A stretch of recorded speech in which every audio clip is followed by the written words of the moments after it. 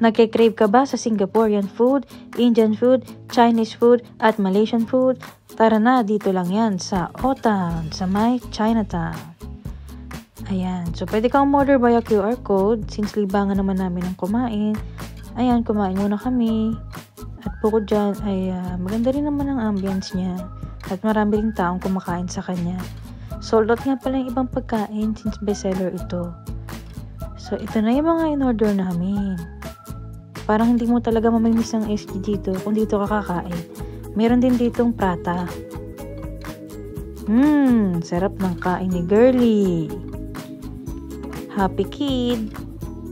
Ito nga pala yung kanilang Hokkien Mee. Next time magbabaon na lang ako ng mas maraming chicharon.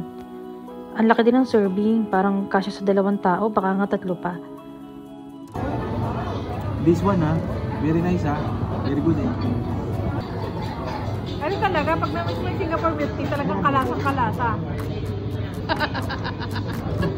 Ayan, meron nga rin pala silang chicken rice. At yung iba dyan, hindi ko alam kung anong tawag. Basta, yun na yun.